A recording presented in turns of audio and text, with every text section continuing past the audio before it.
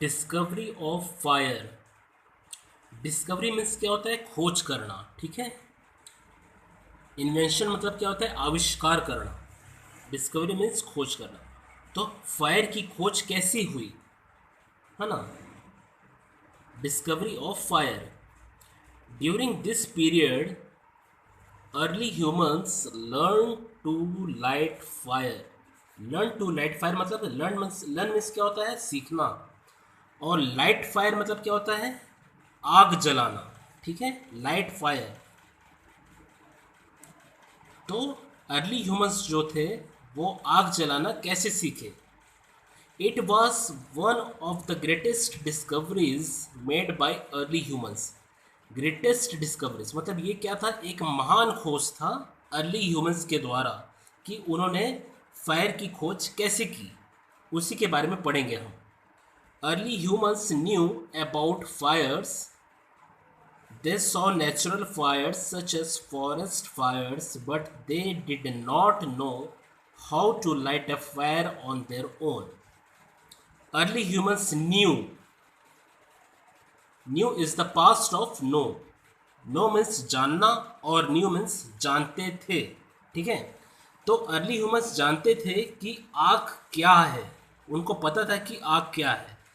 उन्होंने देखा भी था। दे सॉ नेचुरल फायर्स, प्राकृतिक अग्नि को देखा था, जैसे कि फॉरेस्ट फायर्स, जैसे कि जंगलों में जो आग लगता था उनको वो देख चुके थे।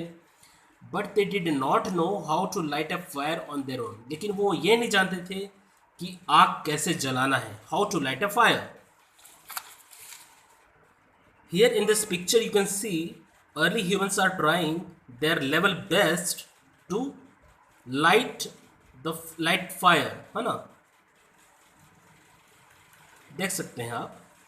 They look similar to human beings, but they were not human beings. They were similar to human beings. They were hominids. अच्छा, how did humans learn to light a fire? Human beings ने कैसे सीखा light a fire? Perhaps, perhaps means क्या होता है? शायद, maybe, ठीक है? Two stones were rubbed together, producing sparks, and the sparks fell on some dry leaves lying nearby. Two stones were rubbed. दो पत्थरों को रगड़ना जोर जोर से, मतलब एक साथ उसको मिलाकर रगड़ना। ठीक है, वह रब्ड टुगेदर, एक साथ। प्रोड्यूसिंग स्पार्क्स, जैसे कि हम भी अगर दो पत्थरों को रगड़ेंगे तो उसमें से कुछ चिंगारियां निकलेंगी, उसको क्या बोला जाता है? Spark. And the sparks fell on some dry leaves, और जो स्पार्क्स होते थे, चिंगारियां जो होती थी, वो सूखे पत्तों पर जाकर गिरती थी। Fell on some dry leaves lying nearby. Lying nearby मतलब जो पास में पड़े रहते थे पत्थर। ठीक है। और परहैप्स, और ये भी हो सकता है शायद, lightning struck a tree.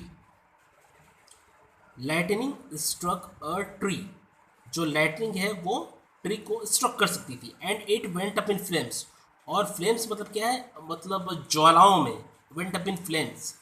Early humans soon discovered that they could use fire to keep themselves warm in cold and to scare away wild animals. Early humans soon discovered, जो पुराने ह्यूमन बींग्स थे उन्होंने जल्दी से मतलब खोज कर लिया कि आग को कैसे जला लेते हैं, कैसे जलाते हैं। By rubbing two stones together. ठीक है। उसके बाद क्या होता है? It produces sparks. Sparks, with the help of spark only it can light the dry leaves. उससे क्या होगा? फिर अग्नि जलेगी, आग जलेगी। ठीक है। तो इसके सहारे वो लोग क्या करते थे? कोल्ड से बचते थे, ठंड से बचते थे। And to scare away wild animals, और जानवरों से बचते थे या उनको भयभीत करके रखते थे। दे discovered that the flash of animals tested better when heated on fire and learned cooking. उन्होंने एक और खोज किया कि फ्लैश मतलब क्या होता है? मीट। फ्लैश मतलब एक ही होता है, मांस। ठीक है। जानवरों का जो मांस होता था, टेस्टेड बेटर मतलब बहुत ही ज़्यादा स्वादिष्ट होता था उनके लिए व्हेन हीटेड ऑन फायर, जब वो आग में पकाया जाता था, एंड लर्नड कुकिंग, और इसी के साथ उन्होंने खाना बनाना भी सीख लिया उन्होंने, learned cooking. Come to our next topic, the Mesolithic age. The Mesolithic age started around 10,000 BCE and ended around 8,000 BCE. अब ये जो पीरियड है ये कब स्टार्ट हुआ था? 10,000 BCE, before common era. BCE stands for before common era and ended around 8,000 BCE.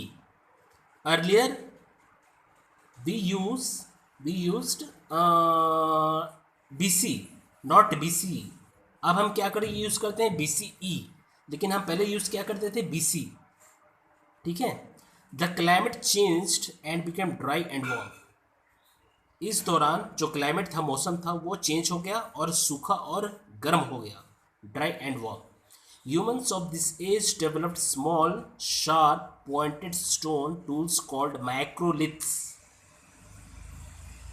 और इसी एज में ह्यूमन बींग्स ने एक और चीज़ डेवलप की जो कि स्मॉल था, शार्प था, धारदार, पॉइंटेड स्टोन यानी नोकीला टूल जो स्टोन से बना होता था, औजार, उसको क्या बोला जाता था? मैक्रोलिथ्स।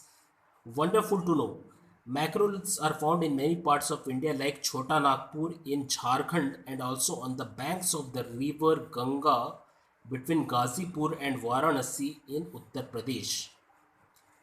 मैक्रोलिथ टूल्स, ये पिक्चर दिए गया है, ये कुछ स्मॉल टूल्स हैं which are small, sharp, pointed, है ना।